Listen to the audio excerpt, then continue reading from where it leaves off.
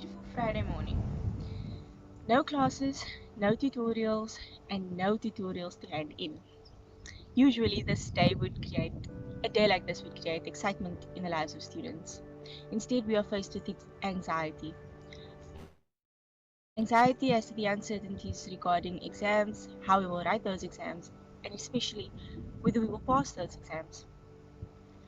I made a small donation of 50 Rand to the No Student Will Be Left Behind campaign for that exact reason. In a crisis, every little bit counts, and your little bit can count too.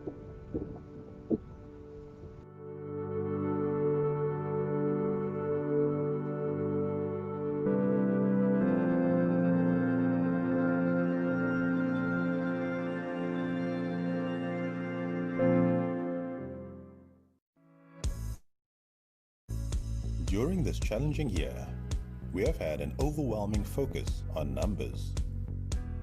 The number of cases, the number of recoveries, the number of deaths, the impact on the nation's economy, the worldwide impact of the pandemic, the number of individuals who are in need, and the number of people who have made investments to support that need. Sometimes we can lose the heart of the matter in these numbers. What is at the heart? It is that your care and contribution makes a meaningful impact. At least one person stands to benefit from your willingness to make a change. Making an impact is more than just giving money. It has an overwhelming ripple effect to someone that remains nameless and faceless to you. Your contribution means a whole lot more to them. So please pledge your support, no matter how big or small. You may never know how immeasurable the impact will be.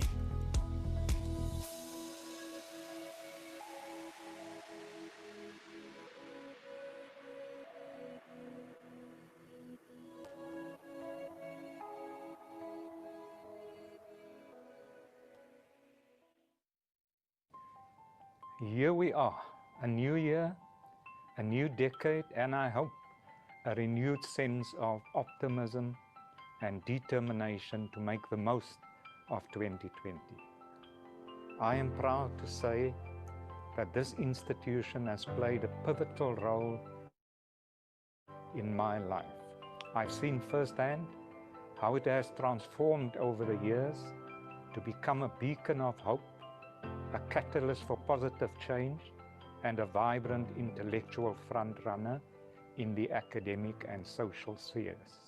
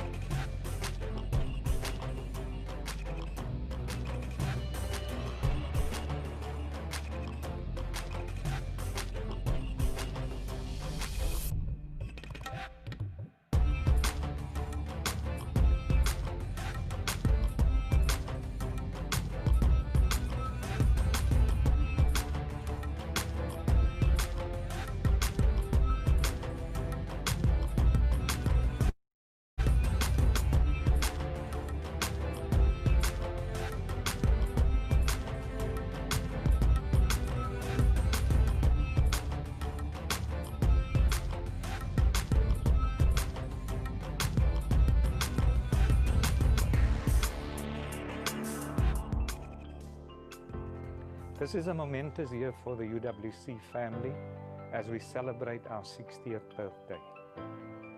The start of UWC's journey in 1960 was ill-fated. 166 students destined for lower to mid-level positions at schools, the civil service, and other institutions designated for the colored community. But this tenacious family refused to settle for that. We became an intellectual vanguard for South Africa's historic change.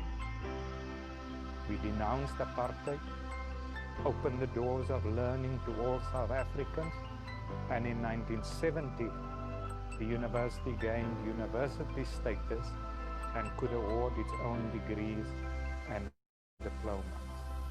There were casualties, but this has made us resilient and innovative. Today, UWC is classified among the foremost higher education institutions on the African continent and has reaped international acclaim for teaching, learning, and research.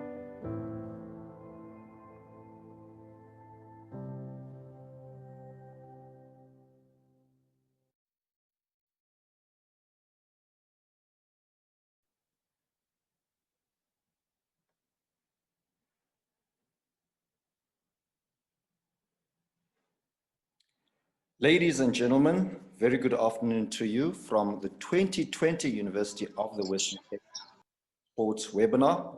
I am Ronald Masinda, your host for this afternoon, and very wise words watching the Vice Chancellor making that speech and many others who have achieved a great success at the University of the Western Cape, whether it be education or in sport. Just brings a lot of goosebumps watching Zubair Hamza speaking in front of the press there after he made his protest debut, and also seeing the likes of Babalwa Laja and Thembi Kgatlana representing the nation. Really proud moments indeed. Of course, today we are talking sport, and today is a very important year for the University of the Western Cape, given that the university, as the Vice Chancellor said, is celebrating its 60th anniversary. And today we are choosing a theme, University in Sport, the heritage of South Africa, investing in transformation. And in a short while, we will be engaging with our distinguished panel of guests. Many of them are well known to the University of the Western Cape family.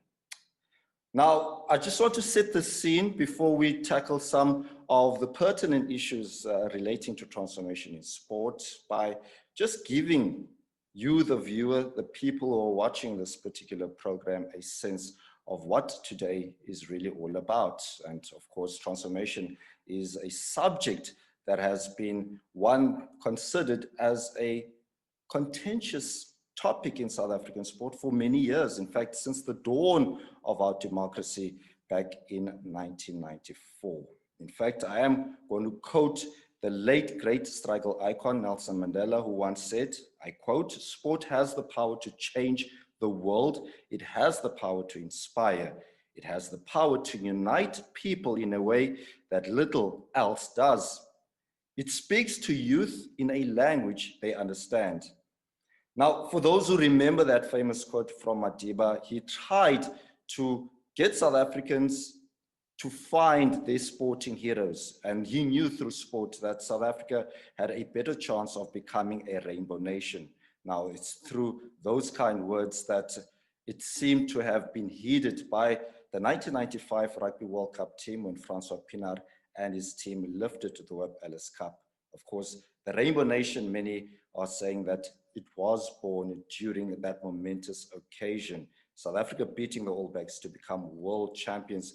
Many South Africans came together in celebration, and those celebrations lasted for weeks, if not months. But there was an elephant in the room, ladies and gentlemen, and that elephant was transformation. Many felt that South African rugby was not transformed enough. In fact, South African sport in general, there were so-called white sports in South Africa that just failed to be truly representative of the country's demographics. Many felt that to achieve the Rainbow Nation dream in South African sport, we needed more players of color. And this became an issue for many years to come. South Africa, irrespective of national teams doing well at Rugby World Cups or Cricket World Cups, they still needed to be transformed so that kids from rural and poor disadvantaged communities will see beacons of hopes coming from their communities to show them that, possibilities are endless. And government has since put or read the Riot Act to many sporting federations, bodies, and associations. Transform or suffer the consequences.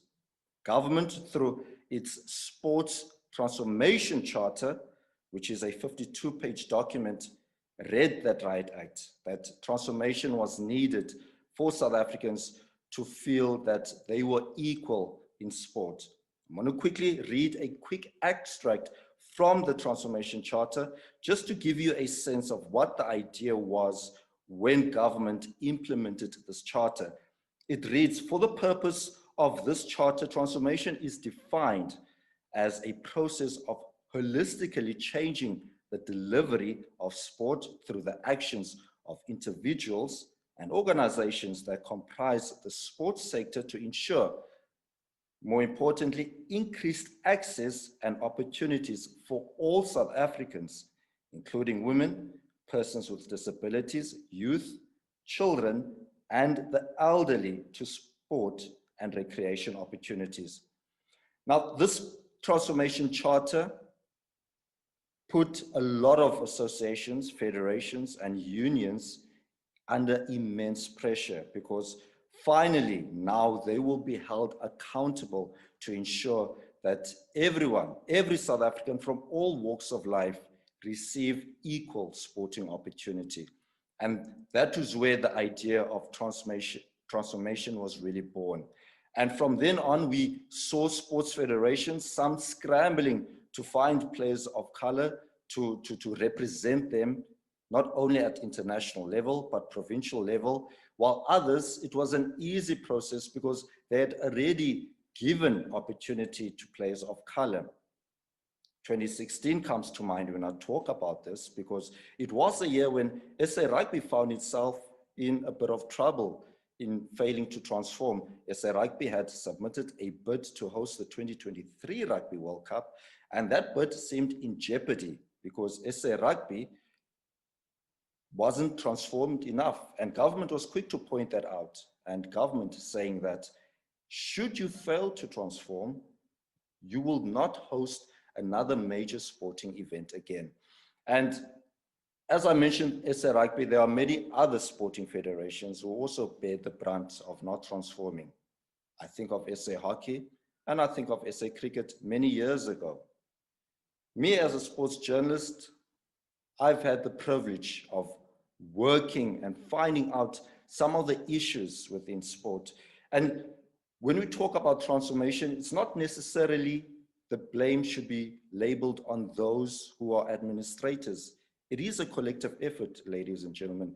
And when we talk about sports transformation, one always talks about grassroots level, what has been done. We are still looking in 2020 at issues at townships, such as people not having the right infrastructure. There's a lack of sporting equipment, lack of adequate coaches in townships, as well as a lack of role models to steer youngsters so that these youngsters can have beacons of hope that they can represent, that they can see in them to be superstars for the future. And it's for this reason, ladies and gentlemen, that we also want to find out today from our esteemed guests, people who've been involved with sport for many years. I think of Ilam Groenewald. Me as a University of the Western Cape student, I've met Ilam, a lady who's been in sports administration for many years. I'm looking forward to hearing from her and her views and her journey so far, as well as Mandla Gekai, a man who's had a long career in sports administration.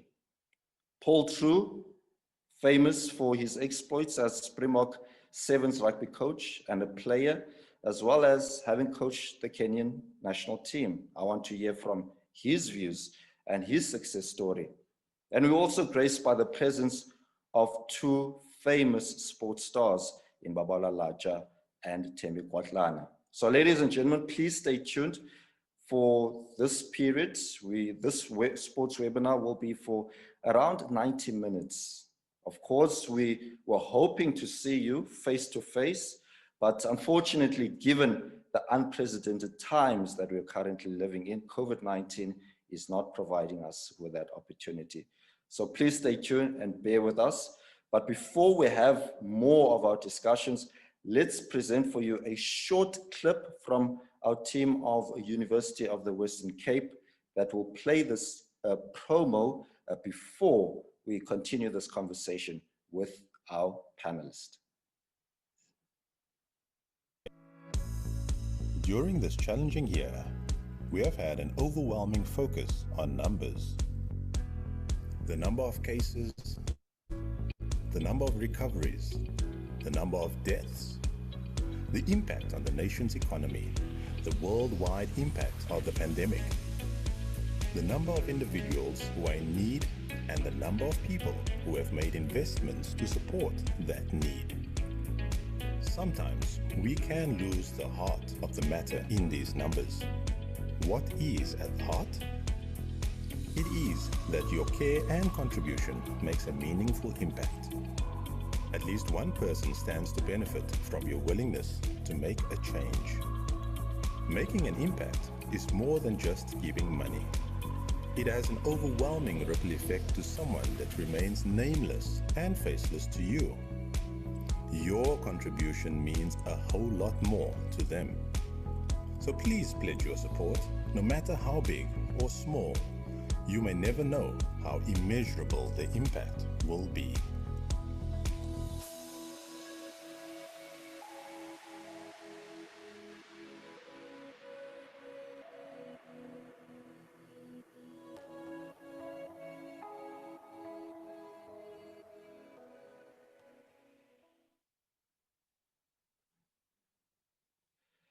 Ladies and gentlemen, thank you very much indeed for your patience. We are going to get cracking with our questions. And I'm going to ask Babala Laja to take our first question. Now, of course, she's famous for becoming the first Black professional rugby player. Babala is currently plying a trade. And I'm sure Babala has a fantastic story to tell. She's currently playing in Spain, but she hails from Khayelitsha, of course, a community well known for its various social ills. Babala, my first question to you, talk us through your journey in rugby. I'm sure it must have been a tough one, but just briefly, just give us a sense what it took for you to reach the echelons of SA Rugby. Oh, good afternoon, and thank you for the question. Like you correctly put, I do come from Khayelitsha, where rugby is not particularly famous or popular, particularly to an African girl child. But I think it's when I arrived at the University of the Western Cape as a first-year student, where I first took up the sport through an ULSA tournament, that is the University Sports South Africa. And I think it is there where the passion for the sport started, and it grew from there. Of course, it's never easy, you know, trying to forge your way in particularly you know, a male-dominated sport. But I think that you know, throughout the years as a student athlete, you know, getting the opportunity to engage with fellow student athletes like Thembi Kwatlana, who too is doing amazing things in a male-dominated sport too, you know, which is football, and also with the support of you know, the UWC community. I think you know, that has been you know, has played quite a great significance in my persistence or persistency. If that's a word, you know, to constantly, you know, strive to prove more than anything.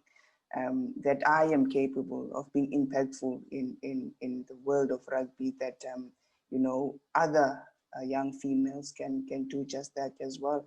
And currently I am back in South Africa with the Springboks, as we are preparing for a World Cup next year. I think that will form part of you know, the pinnacle of my career as well.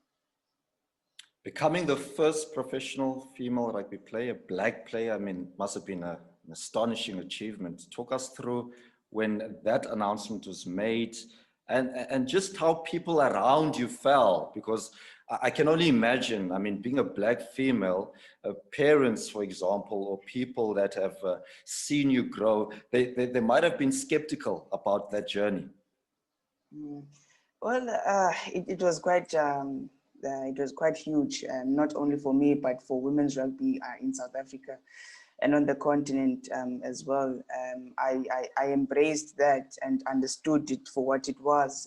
You know, to be a first at anything is quite daunting, because now the responsibility lied on me to set the tone and to set the standard for whoever else you know, comes and does the same. So I think that I'm so fortunate to have a great support system. You know, my parents have been, and you know, my friends, if I may call them that, have been supportive since the beginning. So in as much as that they were skeptical, like any parent would be, you know, when their little princess is now becoming a fierce warrior who is carving up a path that has never been carved up before. You know, of course, skepticism will be there, but fortunately for me, I've had, you know, amazing support. And I think that this is just the beginning. I firmly believe that, you know, women's rugby on the continent is growing and can grow a lot more, especially, you know, due to the effort that Rugby Africa has now also is investing a little bit more in the growth and the development of women's rugby on the continent. All right.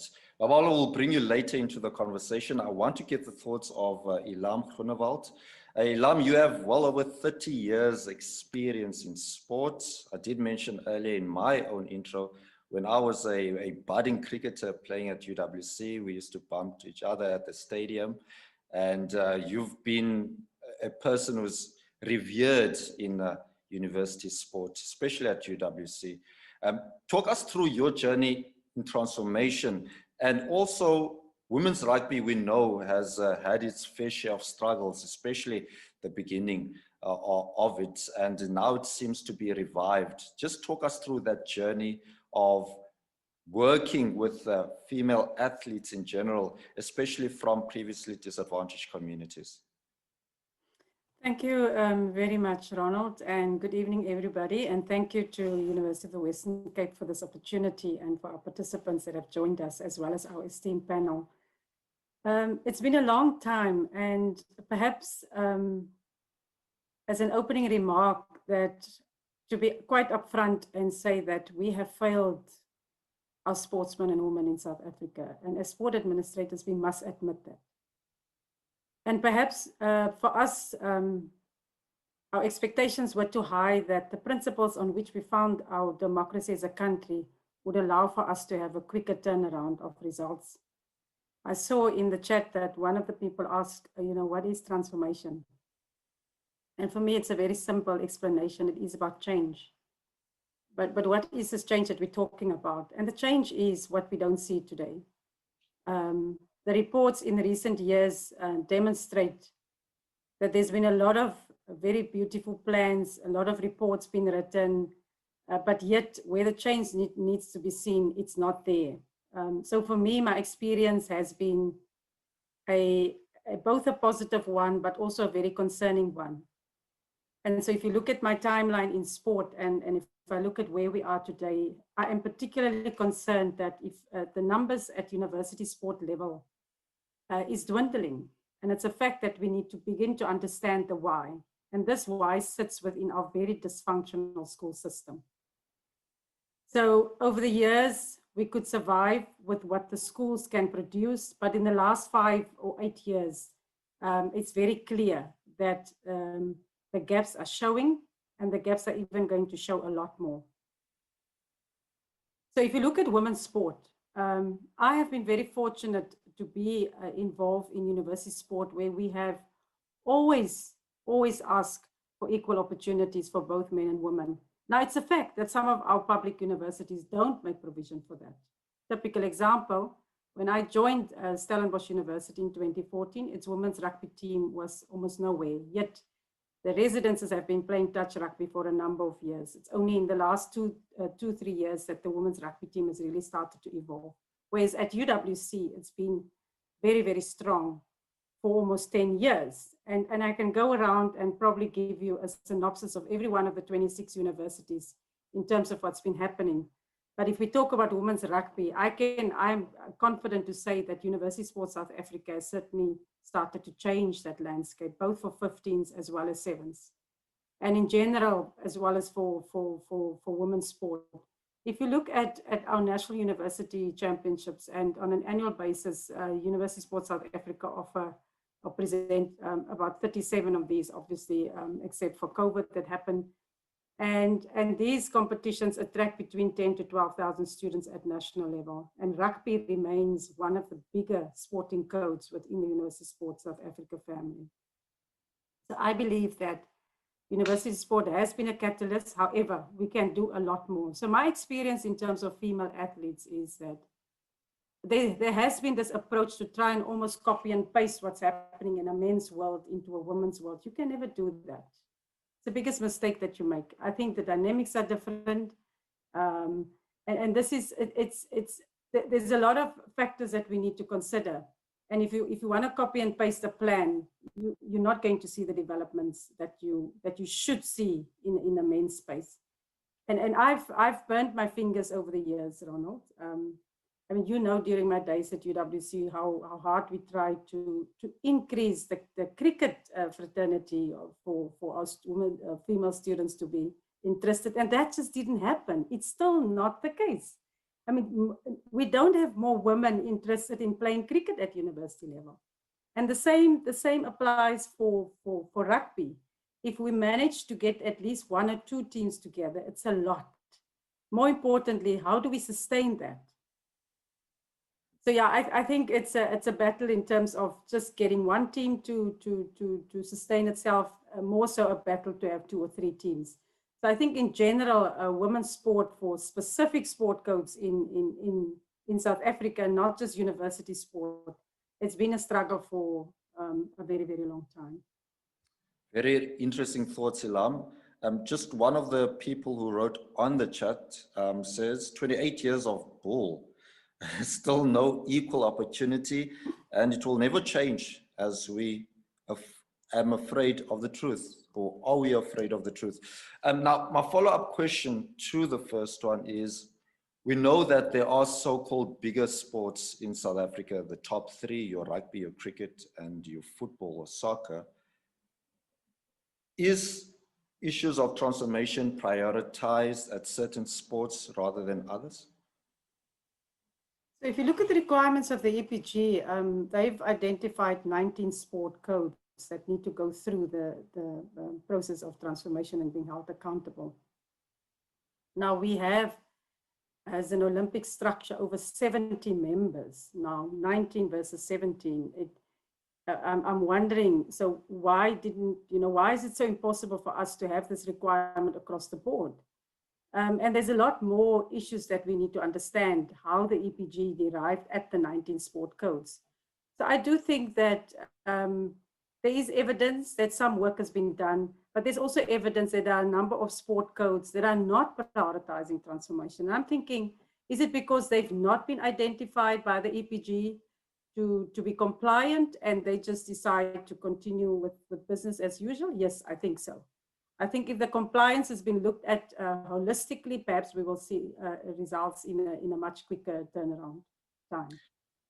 Temi Kwatlana, let's bring you into this conversation because we do know that in South African football, one can certainly say that in terms of the national demographics, that there are quite a lot of black players. And that's also purely due because many of the so-called, Model C schools don't really take football seriously. So we don't really see those numbers of, white participants as we've probably seen in the early 90s when the likes of Neil Tovey played for Bafana Bafana.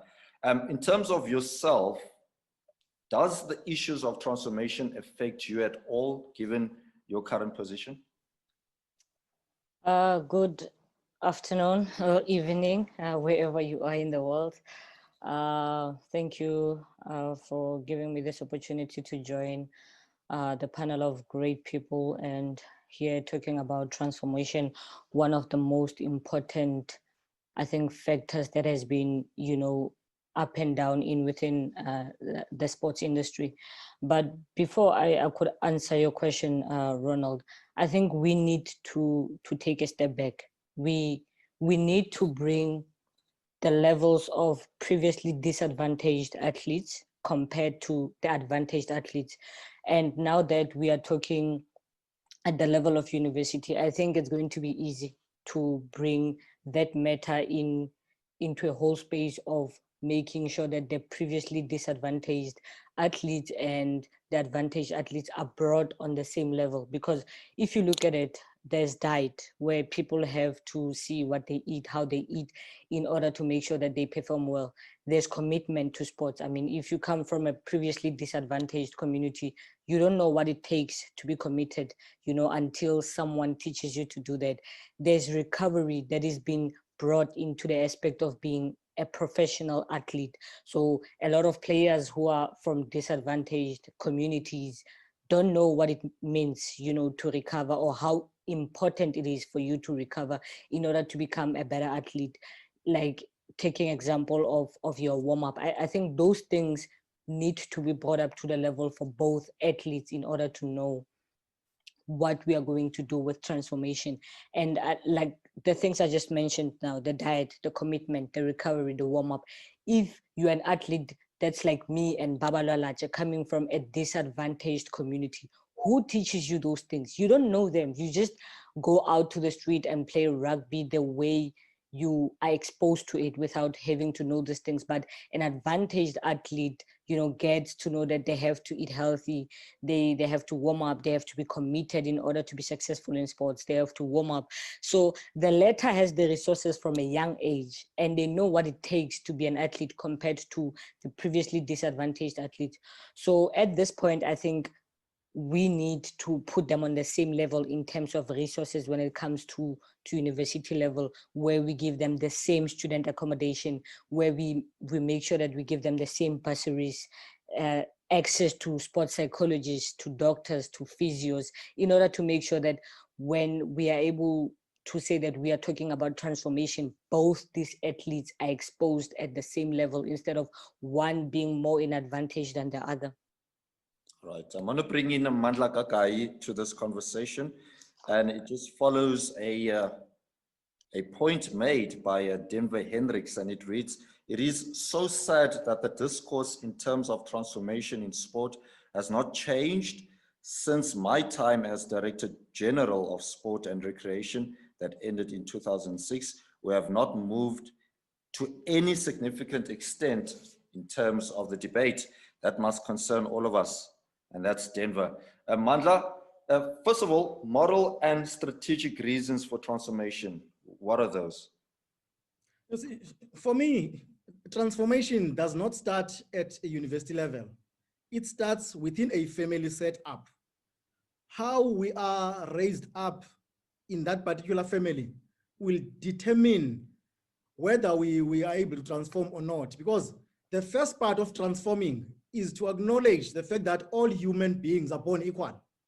That must be our point of departure. All other things then should follow from there. And also, we must also acknowledge the fact that the duty of the system, be it university, schooling, church, or government, must be to protect and promote the vulnerable individuals. But unfortunately, those two moral requirements have not been carried through by our system, because it's very nice for government since 1994 to talk about transformation, but what has not been done, an enabling environment has not been created for transformation to take place. You cannot expect athletes to perform at equal level if one does not have even a training facility in their community, and you expect them to perform the same as the one who's got top of the class facilities. Because if you go to communities of Khayelitsha, schools have got no sporting facilities there. And the biggest elephant in the room when it comes to transformation has always been the government scrapping of physical education in schools. Now you find that most athletes actually who come and make it, if we talk previously disadvantaged, are those that have gone the route of private schools. Those that come from the former black township schools still struggle because they have not been exposed to all what Thembi Kgatlana has just mentioned that enables someone to participate in sport meaningfully. So for me, morally, the government did not achieve or did not implement its responsibility in 1994 to say, if we are to transform, let's put systems in place to transform. What we have failed now, we have done to exacerbate the failure, we have treated transformation as a tick box exercise. How many blacks, how many whites, how many women? That should not be how transformation is viewed. We should be saying, if we want to view transformation, has the environment created been effective enough for all groups in society to participate meaningfully in sport? If the question is yes, then when we come to our level, we will not be debating the issues of how many blacks, how many whites, because everyone would have had equal opportunity from the youngest age up to the national team. So our government has failed us there. And also we need to embrace the fact that diversity brings strength. We must acknowledge that there are people who are different from us, who will bring something different that we can learn from it. But unfortunately, we have not allowed ourselves to be open to that idea because we tend to politicize issues of transformation and want to just tick the boxes and say, we have complied with the regulations.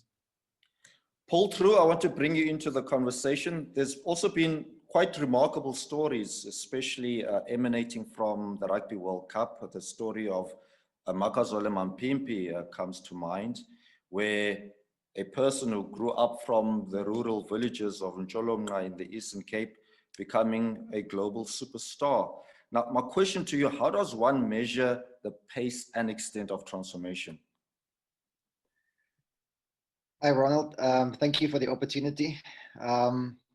I think, all the people that have spoken now before me, they've raised pertinent questions when it comes to transformation. And I think just looking at some of the comments in the chat as well, and you've alluded to some of those, we are so far into democracy and we are sitting here today still debating the same issues that we talked about, before democracy. And what we are saying is that the picture, now we have some of our players within the Springbok team. You have Mapimpi, you have Siya Kolisi, our inspirational leader. But those are only a few players. There are so many more players within our communities who can really step up and actually, if they're given the opportunity to perform and to excel and to grow and to learn, that they can also stand a chance to make our national teams, to make our provincial teams, to make our franchise teams. But what are the barriers that's preventing those players from progressing from the one level to the next? And I think, when we're talking about transformation, we almost have to take a step back and Ilham spoke about, when you talk about the EPG report, SA Rugby and everyone, they're submitting these reports. And in a sense, most of these national federations, they exceeding their numbers when it comes to transformation. But why do we still have a problem? Why is it still an issue? It's because everyone measures outcome driven by numbers. Isn't it maybe time that we actually say, but we need to measure and monitor process? with a transformed mindset as an outcome. Because even like today, you know, Black people are talking about transformation. What about white people talking about transformation? There's only going to be meaningful change if we all going to start engage on this issue, if it becomes a strategic imperative within all the organizations to make sure that equal opportunities are being created, you know, for all players in South Africa. And now at the moment, you know, we are a group of coaches and administrators and service providers that's taking this issue to SA Rugby. And so why is it that after so many years, we still don't see any Black coaches at our national level, at our franchise level, within our current Currie Cup and Super Rugby that's being played? Why is it that after so many years, we still have to debate these issues, that even at SA Rugby level, we still don't see high performance managers as being Black? We still don't see CEOs, all the franchises, all the teams. Western Province is actually the only team with a Black chairman of the board. Why is it so difficult for our people to be promoted? Why is it that our people are always the lowest in the pecking order when it comes to remuneration? So these are all the kind of issues after so many years that we're all still fighting, we all talk about, but nothing changed. And the legacy of apartheid and the legacy of policies, you know, makes it very difficult to reverse those policies.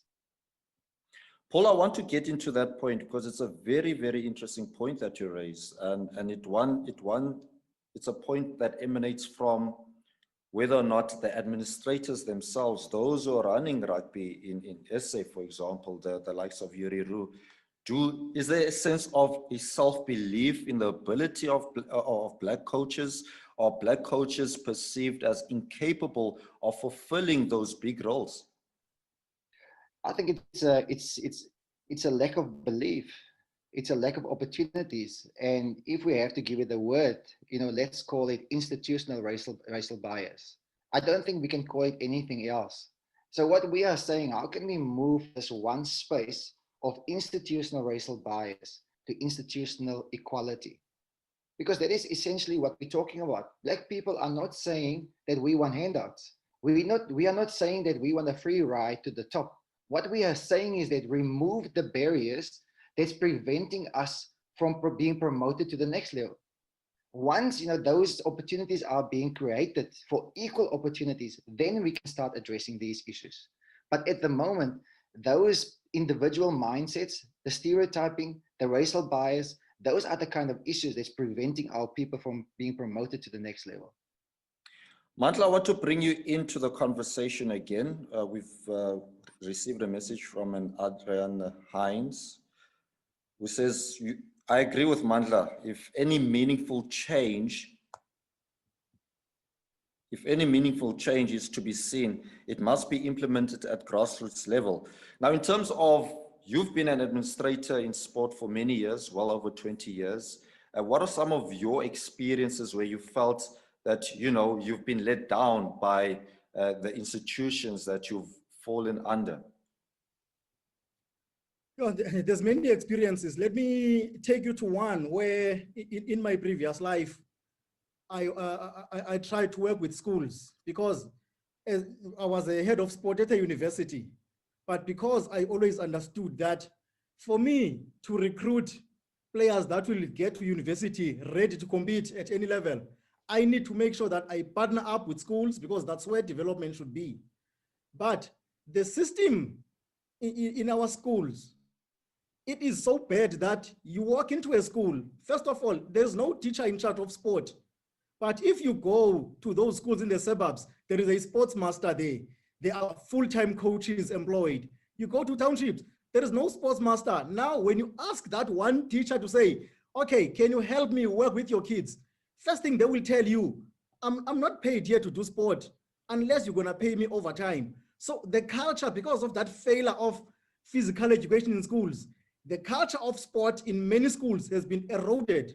So it becomes difficult now for us as universities then to go into schools with the hope that you will have a meaningful development program that will help you develop those kids so that when they get to university level, they are ready to compete at any other level. So schooling system needs to be fixed. And the way to fix it, government need to bring back physical education, and there must be investment in sporting facilities within those schools so that that culture of sport is started at that age. Ladies and gentlemen, some quick closing remarks before we take our next break. And I'm going to bring in Babalwa Laja back into this conversation.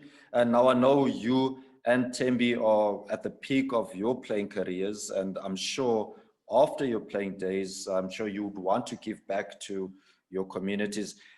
If not, have you thought about life after rugby in giving back to young girls of Khayelitsha so that they can also aspire to be where you are?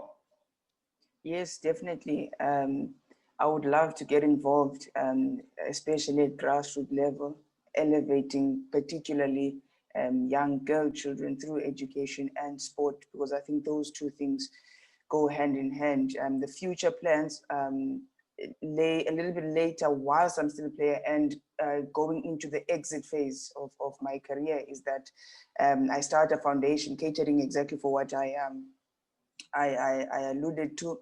And the bigger and greater sort of plan or goal is that I contribute to the sport using my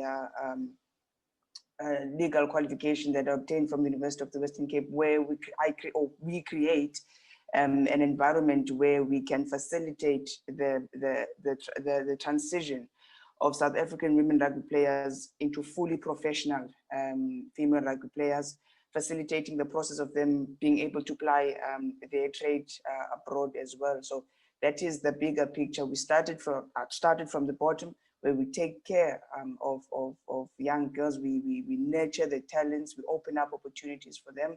And then later on, leading up to that, where we open the doors internationally, because I think that you know, there is so much potential specifically within the women's rugby setup in South Africa. It's just a matter of then opening up the doors, opening up the opportunities so that it become a norm, just as it is for male rugby players, that female rugby players get the opportunity to go ply their trade abroad as well.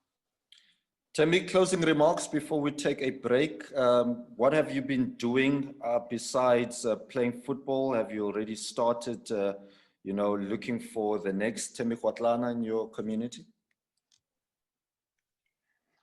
Yes, I'm advocating women equality, the benefits and the support, and I'm looking to push that there's more women in leadership position in sports by starting to take charge of being who you are right now, so that when you are done and finished with sports, it's not that difficult to start something based on the work that you've been doing. And by saying so, I have my own foundation, Thembi Kgatlana Foundation, and by me creating that, I saw an opportunity where a lot of summer tournaments or winter tournaments in South Africa are only for men, and at that time women only play curtain raising games. And for me, I didn't feel okay that as a professional footballer, that's the only space where women get to show off their talents by playing curtain raising games. So the Thembi Kgatlana Foundation is us having a tournament that consists of all teams within the country.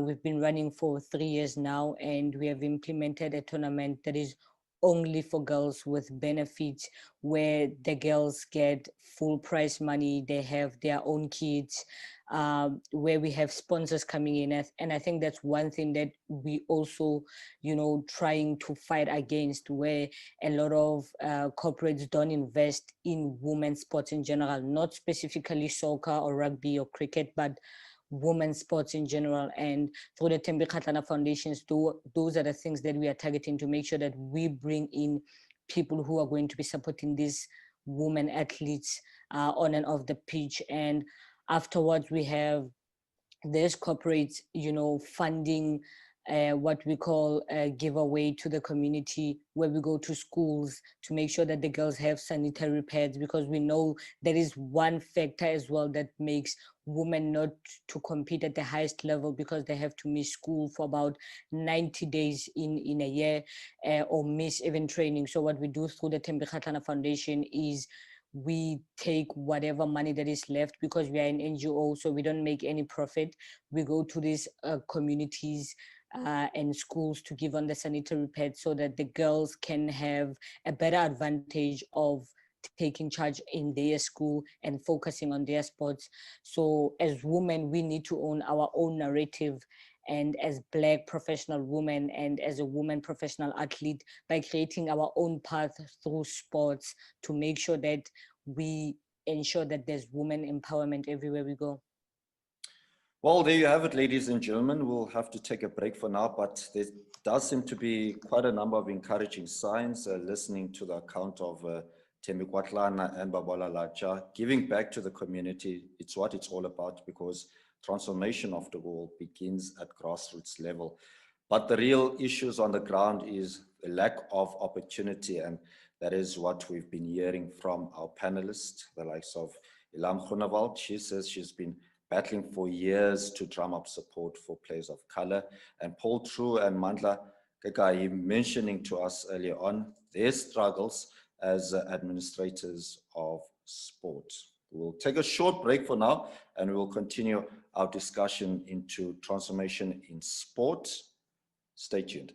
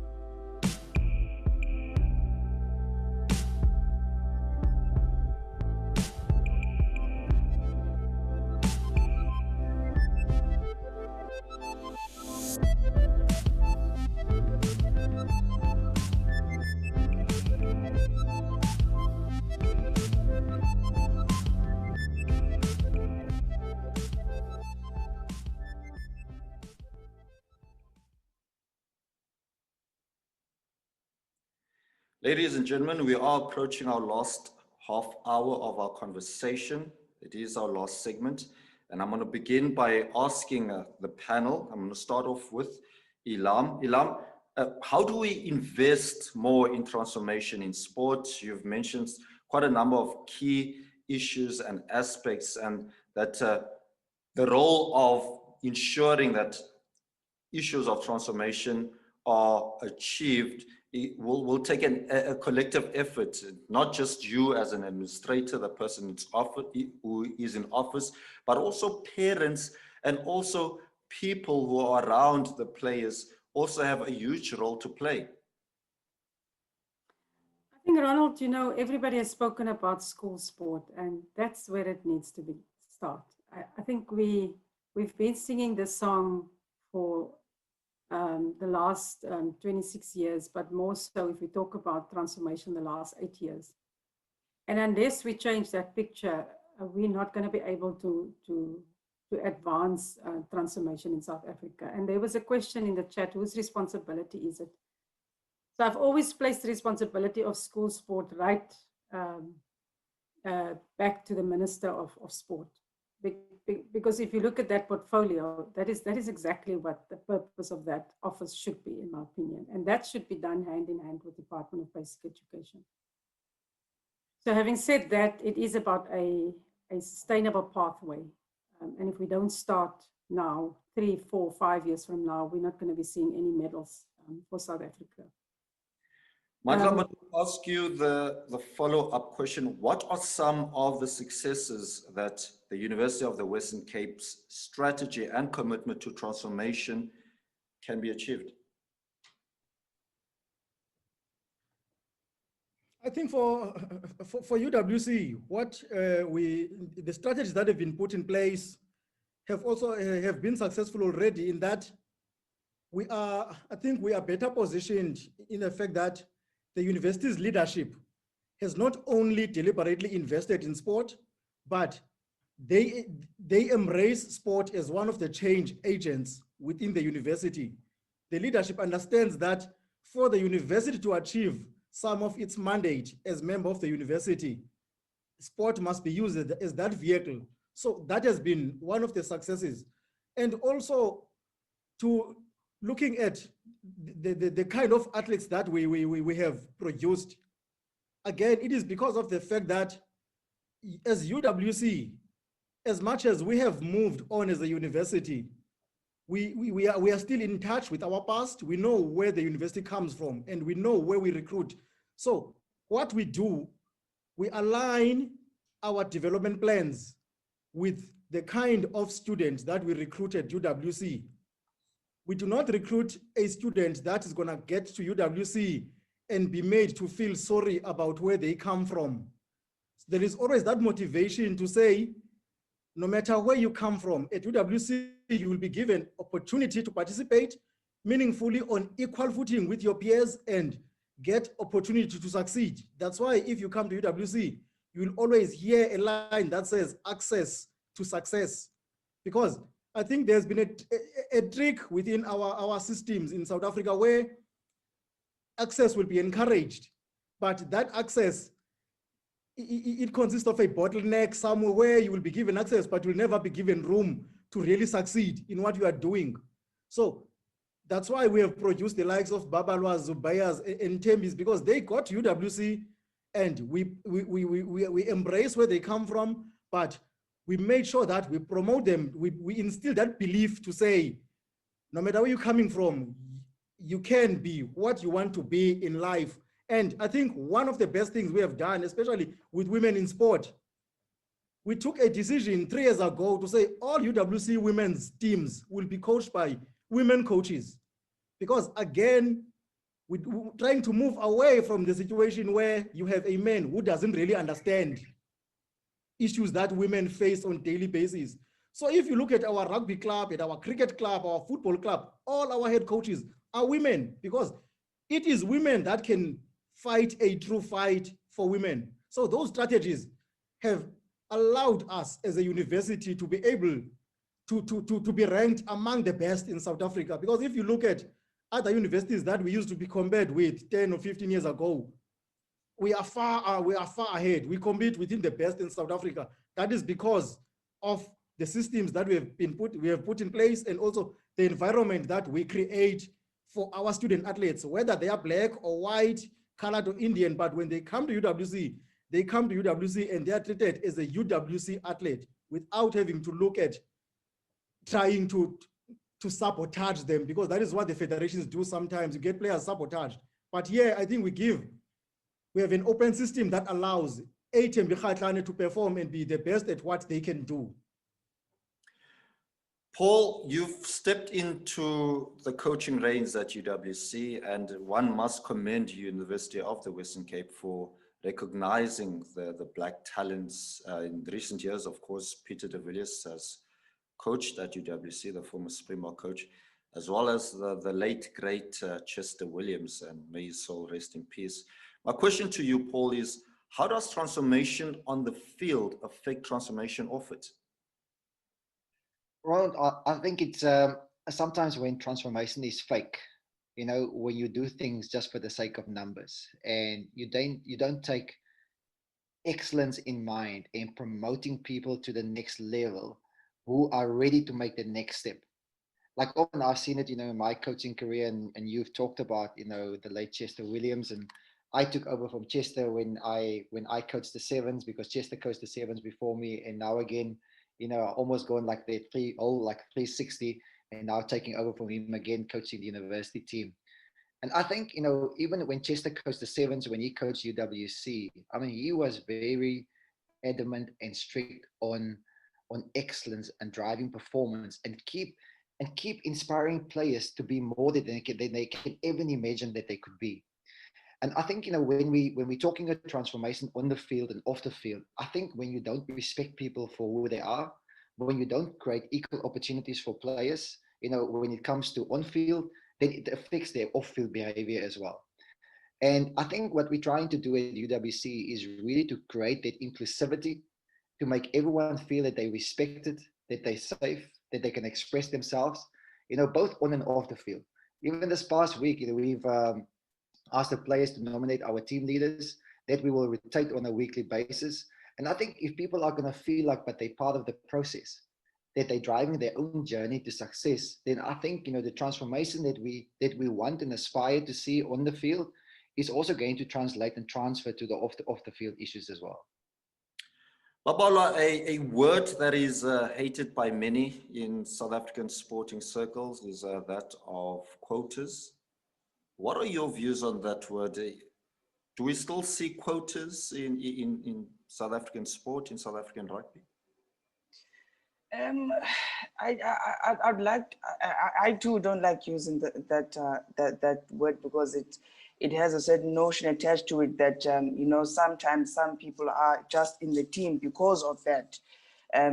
Whereas it's a person with genuine talent. I think if you look at perhaps the South African, the Springbok men's team winning the World Cup, that team was probably the most transformed team in the history of the Springboks. And if I were to even look at our sort of demographics in terms of where we are at, the majority of the players are in fact African, which sort of portrays the demographics of our country. So I think for me, we have to look at the bigger picture. Yes, we have these set standards that we need to meet.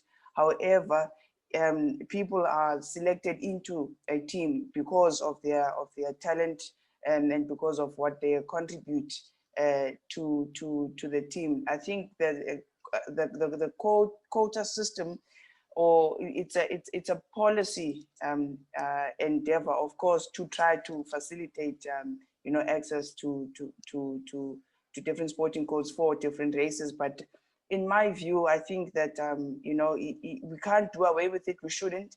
But I think the focus should not be on the quota, but to be on the genuine sort of consideration of athletes, particularly those who come from disadvantaged areas, and try to equate them more than anything and open up opportunities for them. Because if you are going to look at numbers only and we just ticking boxes just to make sure that you adhere to certain policies, I think that is going to cause us to sort of lag behind in terms of genuine and real transformation in sport. Thembi, let's bring you back into the conversation. We are touching on the issue of quotas, and we know that quite well that a number of top world-class footballers are from the townships. You can look at the men's game, the greats like Lucas Radebe in the past, Dr. Khumalos, the list goes on, and even yourself included, and the likes of Portia Modise, who I'm sure you look up to. But a conversation that we've hardly hear about is the lack of white players. There's been a few and far between white players that have represented Bafana Bafana or Banyana Banyana. The likes of Janine van Wyk is one of a select few. Is this a conversation that is also being heard by yourselves as footballers in terms of, is there a need to accelerate the talents of white footballers in SA football? I think we need to stop focusing on race and numbers. And we need to start focusing on giving players from grassroots level, like black, white, colored, Indian, etc., all the way to professional levels, access to the same resources. And that will help them to compete at a fair level. Therefore, we won't have sporting codes that are skewing towards a specific race. For example, like you saying that in soccer, we have a few white people playing, or people of any race. And for me, it's about, getting them, like I said in my answer, getting them to the same resources. And it's a matter of choice, I think, to be able to say there's a lot of black people playing soccer in both male and female compared to white people playing soccer. It's a matter of choices as well. And instead of looking at the numbers where you say that there needs to be a specific percentage of white or black people in a certain sport. It's a matter of choice. And as Babala said, if we choose to put numbers, I think then it wouldn't even equal to what we want to achieve in sports, because we'll be focusing on, we need to have 30% of white people, even if they are not skilled enough or not interested enough in the sports, but the fact that they have to be there gives them an opportunity to go there, instead of focusing on the fact that from grassroots level, they have the same resources to equal them to becoming part of the teams that they want to be part of. Temi, I'm going to get your closing remarks. And these remarks are directed at many students from University of the Western Cape who aspire to be in your situation. Now, I know for a fact from my own experiences, the difficulty was always as a student to balance, to strike a balance between studies and sport. What is your advice to those aspiring to be in your position? I would be lying if I said I had a certain instruction to tell them to do.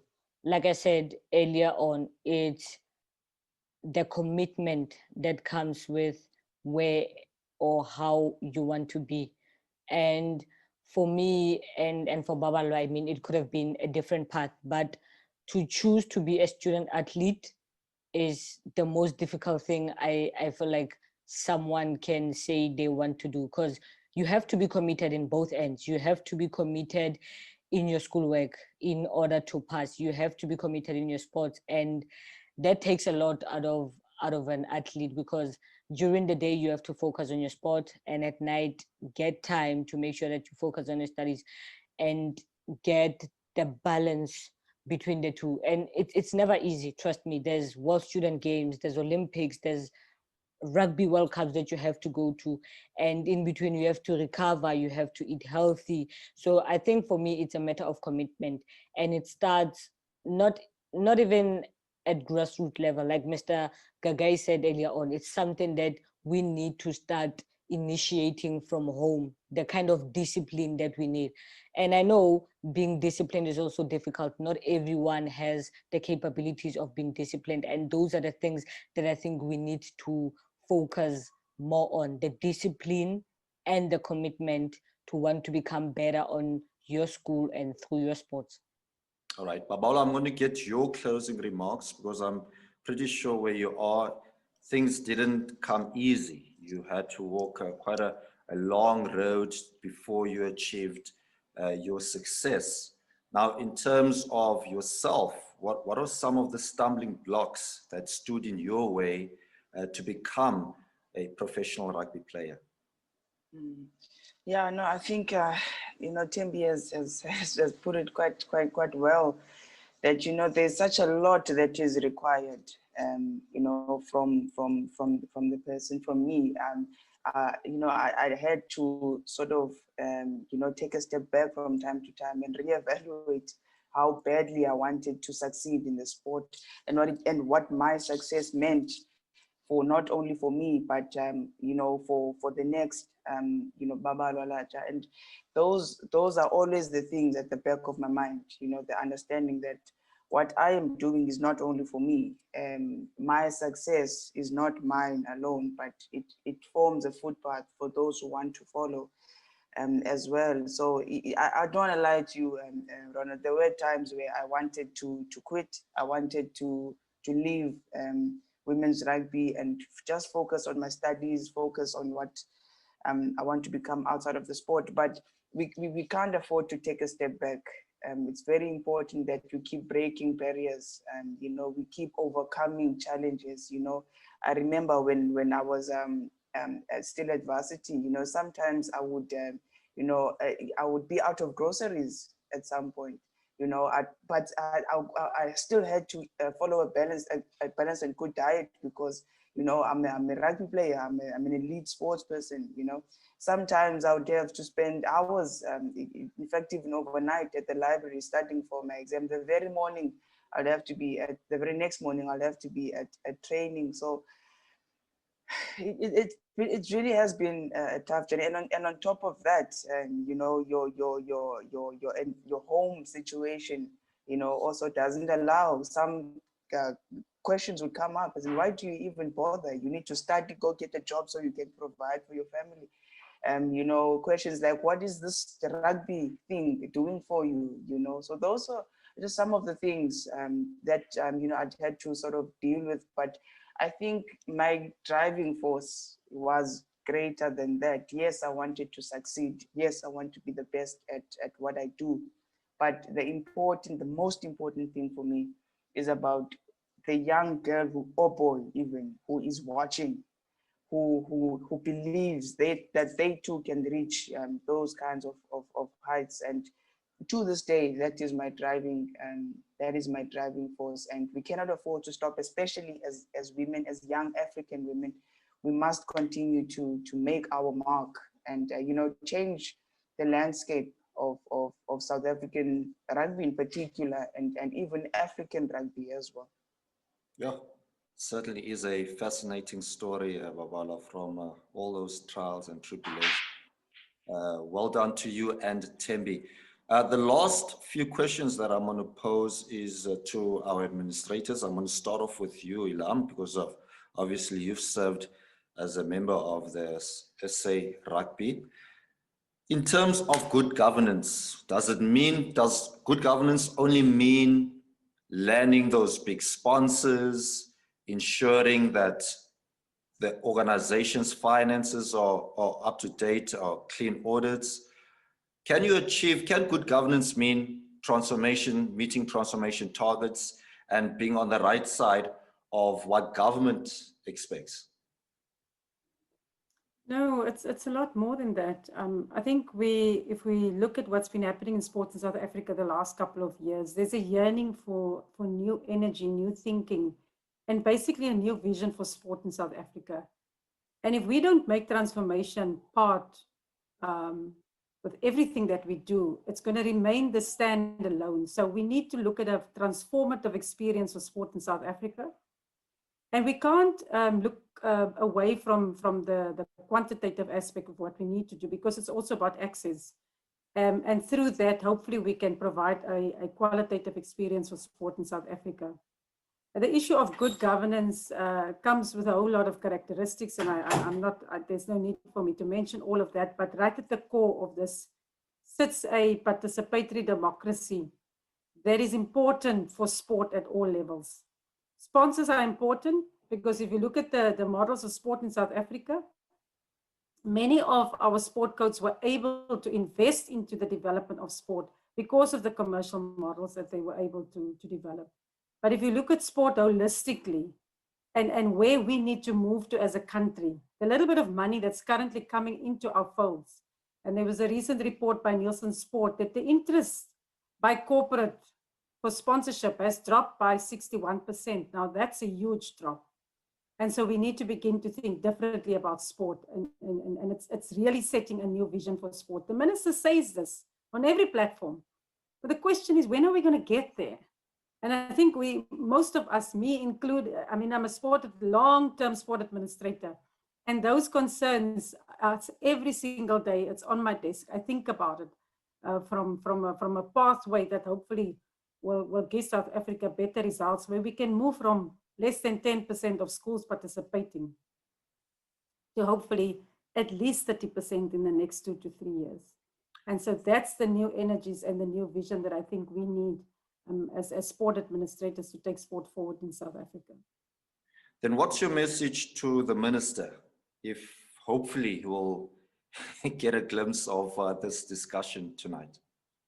Is to say to the minister that we need to stop talking about school sport being the bedrock.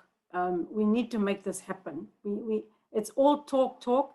And unfortunately, the little budget that the minister currently gets will not give us that money. So this is a far more deeper debate, because our socioeconomic circumstances and what we experience as a country every day.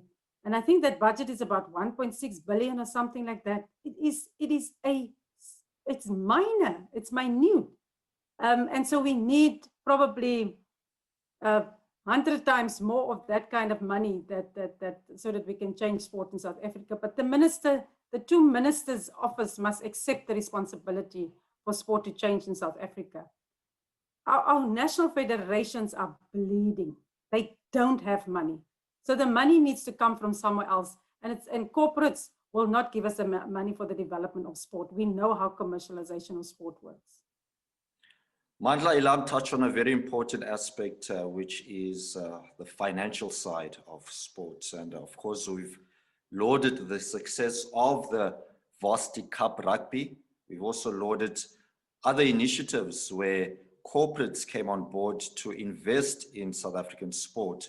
But some other sporting codes are lagging behind.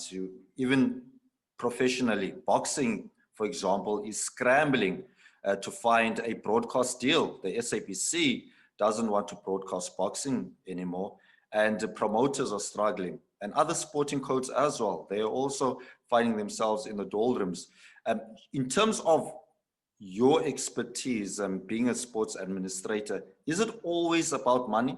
And how much talent are we losing, especially at university sport, when maybe a youngster, you are thinking and that this guy might be playing for South Africa one day, but has lost hope due to the financial issues in sport?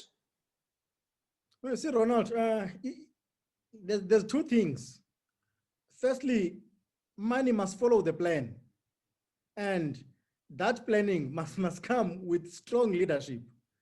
I do not think there will be a corporate out there that will invest its monies on a federation whose leadership leaves a lot to be desired. So we must first put leadership structures in place. We must have accountable leadership that the corporates can trust with their funding. Secondly, if I bring it to the university, I think as universities, or at least as UWC, when we recruit those players to come to UWC, first and foremost, we are recruiting students to come and study at UWC. The bursary that we give to that student, it is not a bursary to play sport. It is a bursary for that student to pay fees because they are at a university to study. Because we acknowledge the fact that not every student is going to make it to Springboks. But our duty then as universities must be that every student that comes through that gate lives with a degree. Well, if they make it to Springboks, happy days, but that must not be a be and all. So our investment must always be towards a long-term success of that person, which will be a bursary to study at UWC. The second thing, see, again, if you look at the issues of SABC and some federations, you can include even the PSL, because they always fight with the PSL as well. Again, once we forget what the role of sport is, then we're going to end up getting ourselves into situations where we alienate federations. You cannot expect a corporate to give money and then you want to dictate political terms, or you expect some indirect kickbacks from that corporate. It is not going to happen. So it's leadership, it's long-term development, and it's accountability. If those things are in place, I think more corporates will come and invest into sport. Lastly, make an example of Banyana Banyana. They are doing far better than Bafana Bafana, but they are not getting sponsorships. But again, it's not a performance of Banyana Banyana that doesn't attract sponsorship. It's the leadership within SAFA. SAFA needs to take a serious decision as that SAFA leadership and say, we truly and honestly are willing to invest in women's football, but currently we do not hear that coming across. So that is why then corporates are not coming in to sponsor Banyana Banyana, because they can see the body language of the leadership that they are really not there, but they are there. So we need that commitment and honesty from the leadership. Mandla, my last question to you. We obviously are living in unprecedented times given the COVID-19 and the impact it has had. And more recently, we've seen some form of rugby, professional teams playing, and also other sporting codes. In fact, the Proteas will be playing their first international in a long time, the cricket team, in a short while. against England. But obviously others have suffered, especially from, you know, university level. We're not seeing much happening in terms of sporting codes being active. How much of an impact has COVID had on sports in general? And could this have a lasting legacy in terms of university sport? There has really been a serious impact. I think in terms of student athletes experiencing sport and creating opportunities for themselves, and also financially, because remember now, if we don't play competitions, it means then we don't generate any revenue.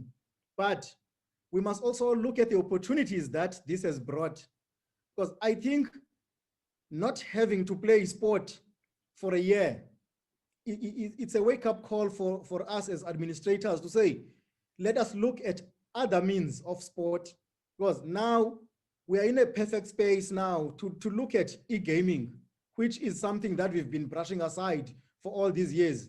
So we must look at e-gaming and also look at other technologies now that we will need to capacitate our coaches with, in order to make sure that even if there is no sport, they can still coach. And lastly, I think it's opportunity for athletes to come back very hungry, because now there is the realization that actually what you have might be taken away from you within a blink of an eye. So I think many athletes will come back very hungry. So sport will be exciting after COVID-19. Thank you. Mandla, thank you very much indeed for your time. The closing remarks will be directed at Paul True. Paul, we are living in very trying times, as Mandla mentioned, but what I've witnessed as a journalist is the amount of differences we still have as South Africans till this day, 2020. I look at something that I covered recently in Brackenfell, where, you know, students couldn't write exams properly because a political party had the views of racism at the school. But more on that on a different platform. What I want to find out from you, how do you engage with players from diverse backgrounds and cultures in order to make sure that they are part of a team, that they are one in the same team? Because when I toured many years ago with the various teams that I played for, whether it's Western Province or there's a university side, I found that there were different you know, sections, different cliques within the same team, which was very disturbing at the time. Do we still see that in a team environment, in a university environment? And you as a coach, how do you try to rectify that? I think, Ronald, maybe in the early days, you know, post-democracy, we've seen those kind of situations in a team environment where you would find cliques, you know, certain people would you know, with room with certain players, and certain players will only drive one bus, you know, with a certain, you know, race. But I think nowadays things have really started to open up. I think everything is happening very spontaneously. And I think the way that everything, you know, at the university is also happening, where we're trying to embrace differences, we're trying to embrace inclusivity and diversity. And just by how we engage, obviously, with our players and our staff, is to ensure that everyone's included in every decision that we make. And so we try to empower our players to take ownership of that kind of space. You know, how do we respect each other? How do we see things from the other person's perspective? And how am I sensitive to understand their perspective? And how could they see my perspective as well? And I think, in a way, you know, if I can quote, you know, Desmond Tutu, who said that differences are not intended to separate, to alienate. We are different precisely in order to realize our need of one another. And I think our diversity is making us stronger. We've seen it in the Rugby World Cup. You know, when we won the World Cup in Japan, how we actually came together as a nation. And those are one of the few opportunities. Sport is the opportunity really to unite. And you've opened, you know, with Nelson Mandela's quote as well. And I think for us as a university, you know, if I can maybe in closing can say something about us as a university, because we have to drive this change. And like 60 years ago, once again, we need to become the beacon of hope. And the only way that we can become the beacon of hope is to win. And we need to have this hunger and desire to be the best. And not just to be the best, within SA sport, is to become a global leader within the space of high performance, within the space of excellence, within the space of sports science and leadership and coaching science. That is what I would say, what we need to drive from a university side is once again to become that beacon of hope to our communities. All right, ladies and gentlemen, we've run out of time. Thank you so much indeed for your insightful thoughts. Thank you to everyone who has given us this opportunity to speak about this very important subject. And I hope for those who are watching will feel inspired by some of the thoughts that our panelists have provided for us. So on that note, it's time to say goodbye and have yourselves a great festive season for those who will be traveling on the roads, and keep safe and God bless. Thank you.